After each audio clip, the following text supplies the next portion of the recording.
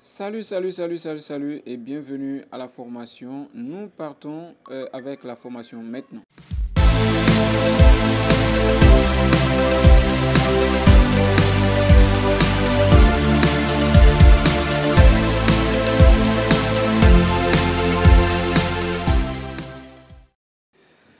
Encore bonsoir et bienvenue à votre formation de ce soir encore une fois de plus. Je tiens à vous remercier, tiens à remercier tous ceux-là qui sont dans le groupe et qui participent à la formation. Voilà, notre objectif est que si on reçoit la formation, on puisse la mettre en pratique. Voilà, pour tous ceux-là qui sont nouveaux, nous sommes une plateforme de formation en ligne, en entrepreneuriat, précisément dans le domaine de l'agriculture et de l'élevage. La semaine dernière, nous avons le mois dernier, nous avons fait la formation sur l'agriculture. Et tout le mois entier était dominé par l'agriculture. Et vraiment, nous avons de bons résultats parce que certaines personnes se sont déjà lancées, d'autres sont en train de commencer. Et les témoignages sont vraiment très bons à écouter. Voilà. Donc, pour ce mois, nous sommes dans la formation sur l'élevage. Voilà, nous avons déjà fait la formation sur l'élevage des poules africains. Voilà, les poules africaines et puis les poulets locaux. Voilà, donc cette fois-ci, nous sommes sur la deuxième partie qui est la formation des moutons. Et nous sommes dans la deuxième phase. La première phase, nous avons présenté de façon globale le mouton, la race la plus rentable et comment faire pour gérer cette race-là. Voilà, aujourd'hui, qui est la deuxième phase, nous allons parler du système d'élevage, c'est-à-dire que comment nous allons nous entreprendre pour faire l'élevage du mouton, c'est-à-dire que nous allons commencer d'abord par l'hébergement du mouton. Voilà, l'hébergement du mouton. Tous ceux-là qui n'ont pas pu suivre les premières formations, voilà, que ce soit dans l'agriculture, que ce soit dans l'élevage, voilà, abonnez-vous rapidement à la chaîne et n'hésitez pas, nous allons laisser, comme on appelle, le lien en bas de cette vidéo comme commentaire et vous pouvez cliquer ce lien pour aller voir les autres vidéos, quelle que soit la formation. Voilà, nous avons plus que 20 formations, voilà, qui sont déjà disponibles, qui sont en ligne. Voilà, sans plus tarder, parlons de l'enclos, parlons de l'hébergement des moutons. Bien, il faut reconnaître que nous avons quelques types d'élevage qui sont disponibles chez nous ici, 3 types d'élevage que nous pouvons citer l'élevage coutumier que nous appelons généralement l'élevage villageois. Vous comprenez? Voilà, l'élevage villageois. On a aussi l'élevage amélioré. Bon, ça dépasse un peu l'élevage villageois. Il y a un peu d'entretien dedans, mais ce n'est pas totalement, ça ne répond pas totalement aux critères de l'élevage du mouton. En troisième position, nous avons l'élevage moderne. Voilà, l'élevage moderne qui est le type d'élevage que nous conseillons à tous ceux-là qui passent à notre formation. Voilà, donc c'est le type d'élevage qui rend beaucoup, c'est le type d'élevage qui nous donne beaucoup de revenus, c'est le type d'élevage qu'un entrepreneur doit adopter pour avoir plus de revenus. Bien, donc après ce type d'élevage que nous venons de voir, nous adoptons le troisième type qui est l'élevage moderne.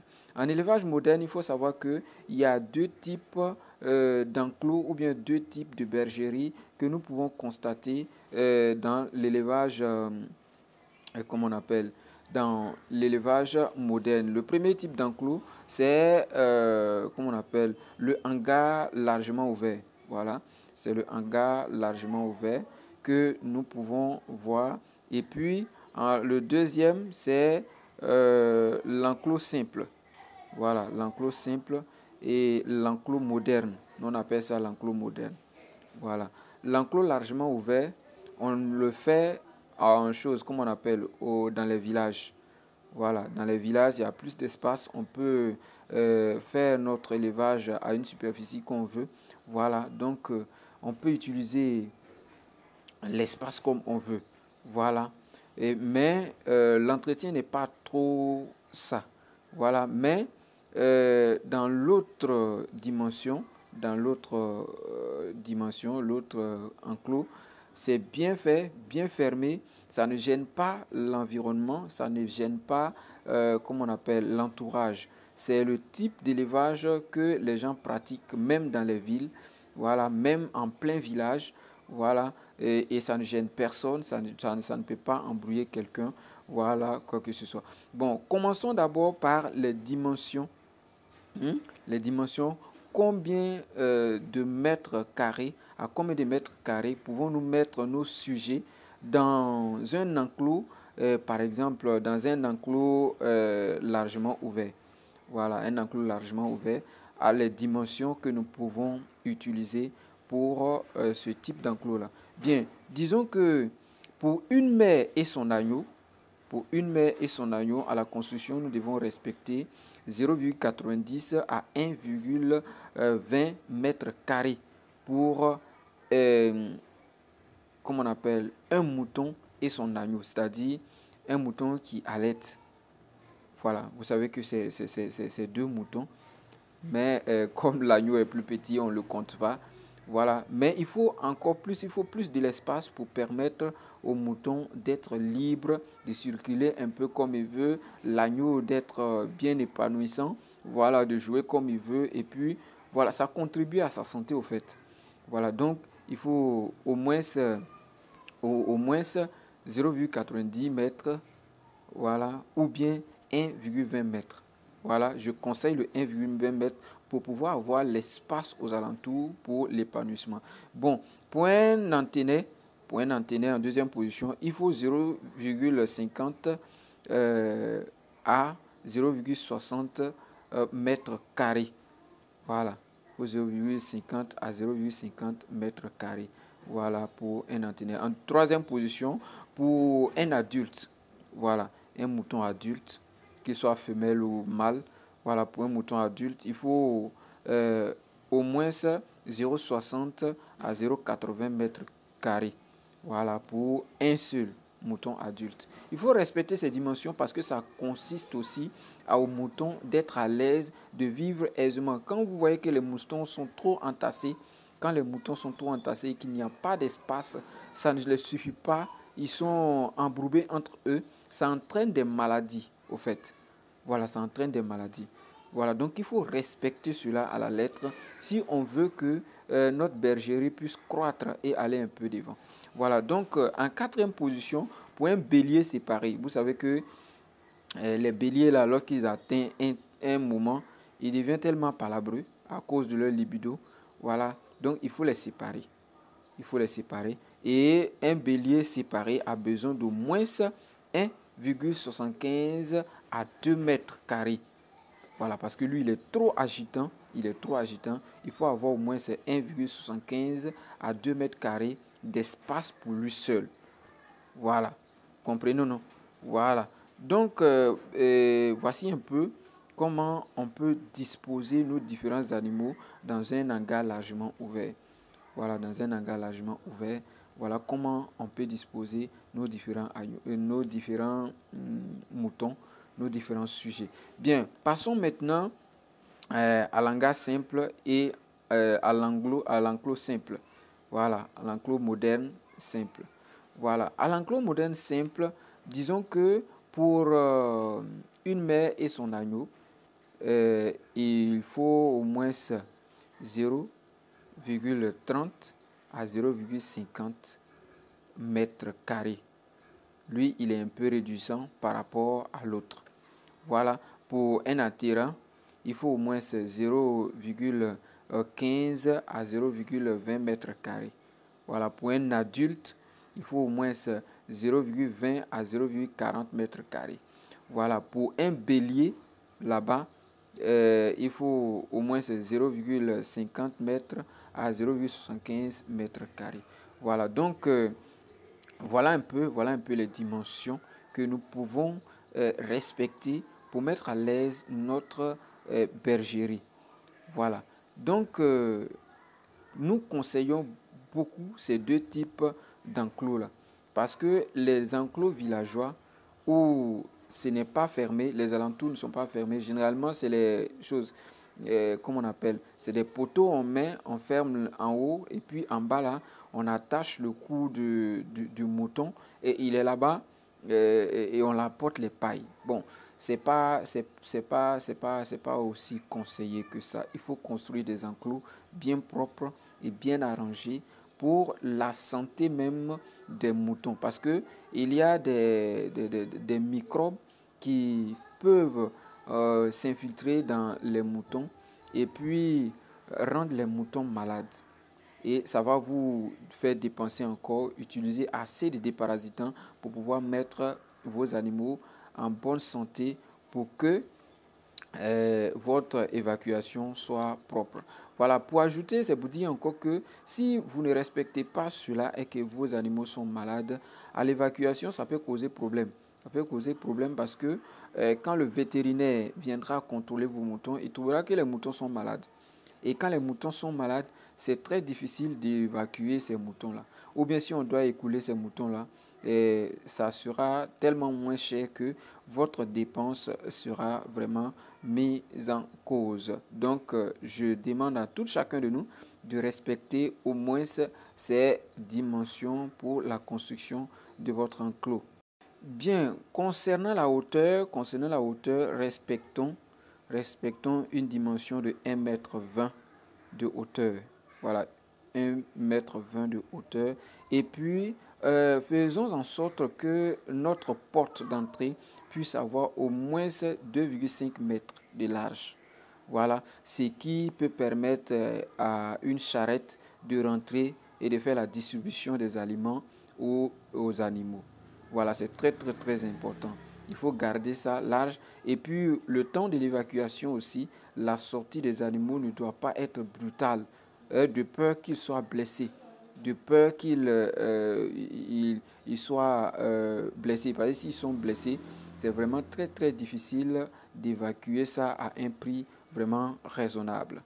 Donc, et respectons cela, que notre porte puisse avoir au moins 2,5 mètres pour que au moins une charrette peut rentrer par là pour distribuer la nourriture. C'est très important aussi pour la sortie et l'évacuation de nos différents sujets. Maintenant, passons aux différents besoins d'une bergerie. Voilà, vous savez qu'une bergerie, pour le bon fonctionnement d'une bergerie, la bergerie a besoin de plusieurs choses pour être accomplie, pour que le travail de l'élevage dans la bergerie soit beaucoup facile à faire. Bon, dans la bergerie, nous aurons besoin d'un parc de triage. Un parc de triage. Voilà. Donc, à part l'hangar, à part, comment on appelle, la maison de bergerie, voilà, qu'on peut appeler bergerie. C'est la bergerie que j'appelle ça. Mais comme de l'autre côté aussi, c'est un lieu de rassemblement des moutons, je pourrais appeler ça un deuxième coin de bergerie. Bon, donc, à part notre hangar, il faut préparer encore un autre lieu où on pourra appeler parc de triage. Vous comprenez? Dans ces lieux-là, et comment on appelle, lorsque vous faites sortir, souvent il faut faire sortir les animaux pour que les animaux puissent être à l'air libre pour prendre un peu de lait. Donc, dès que vous finissez cela, vous arrivez dans ce parc-là et vous faites le tri, voilà, et pour faire entrer les différents sujets dans leurs enclos. Parce qu'il y aura des sujets qui auront certainement des agneaux, il y a des sujets qui sont séparés comme les béliers séparés et il y a certains d'autres sujets qu'on voudra mettre à part. Voilà, donc il faut avoir un parc de tri. En deuxième position, il faut avoir une maternité. Voilà, parce qu'il y aura le temps où nos sujets voudront mettre bas. Voilà, et s'ils veulent mettre bas, ils ne mettront pas bas au milieu des autres sujets qui sont en train de piétiner partout, qui sont en train de sauter partout. Ils risquent de tuer l'agneau qui va naître tout à l'heure. Donc, il faut avoir un lieu que nous avons nommé comme ça maternité. Voilà, et si vous voyez que votre sujet est prêt à donner bas, vous le faites sortir et vous l'amenez dans ce lieu-là pour que le processus soit bien fait afin que votre agneau soit dans de bonnes conditions. En troisième position, il faut avoir une lazarette. Voilà. Et en quatrième position, il faut disposer d'une baignoire. Voilà, il faut disposer d'une baignoire. Et souvent, les moutons peuvent aller se baigner là-bas. Voilà, vous comprenez un peu. En temps de forte chaleur, les moutons ont besoin de refroidir un peu leur corps. C'est très important pour le corps du mouton. Voilà, donc on aura besoin de baignoire dans votre bergerie. Bien, en quatrième position, il faut forcément avoir des abreuvoirs. Voilà, où les moutons doivent aller boire leur eau. C'est différent du baignoire. Voilà, c'est différent du baignoire. Le baignoire permet au mouton de récupérer d'une température basse, de faire descendre sa température. Et puis en plus, ça le permet aussi de se désinfecter extérieurement. Vous comprenez? Mais dans l'abreuvoir, c'est là que nous allons mettre tous les produits nécessaires, voilà, pour la croissance, pour la désinfection et pour tout le traitement du mouton. Et c'est différent du baignoire. Voilà, donc on a droit à une abreuvoir. Voilà, donc on a aussi droit à une cruche. Vous comprenez? À une cruche. Et la cruche, elle est très très importante parce que il ne faut pas mélanger la nourriture des adultes et la nourriture des agneaux. Voilà. Et dans la suite de notre, comment on appelle, de notre formation, nous allons voir combien de quantités il faut donner à un agneau et combien de quantités il faut donner à un mouton adulte pour sa croissance. Et les différents produits qu'il faut mélanger sur un agneau et les différents produits qu'il faut mélanger sur l'adulte. Et nous avons aussi des traitements bio que nous conseillons. Il y a des feuilles qui sont très très très très bons pour les moutons. Mais nous allons voir aussi à quel moment il faut mettre cette décoction dans l'abreuvoir des adultes et dans l'abreuvoir des agneaux. C'est très intéressant et c'est très important. Restez scotchés si vous voulez découvrir tous ces paramètres-là. Voilà. Si vous voulez découvrir tous ces paramètres-là. Généralement, nous n'avons pas de vidéos chics. Nous n'avons pas de cadres bien aménagés. Mais les idées que nous donnons sont des idées clés pour non seulement l'élevage et l'agriculture. Dans tous les domaines que nous touchons les points forts et les points de réussite. Voilà, on ne vient pas raconter, comme on appelle, une longue suite et ne pas avoir chose, comme on appelle, d'importance dans tout ce qu'on dit. Bien, et pour arriver à notre conclusion, qui est très très important que je te demande d'attendre pour écouter, nous allons vous informer que toutes nos formations sont accompagnées de PDF. Voilà, des documents à l'appui pour vous aider à bien gérer votre projet que vous voulez lancer chez vous. Voilà, et nos différents documents sont traités au niveau sous-régional. C'est-à-dire que ce que nous enseignons est enseigné est adaptable au Mali, au Burkina, au Sénégal, partout dans la sous-région ici, en Côte d'Ivoire. Voilà, donc nos documents retracent tout. Il y a des documents qui sont en images même. Même si ta compétence de lecture n'est pas trop élevée, tu vois comment on traite des animaux, comment on fait les champs, comment on est en train de faire en image même.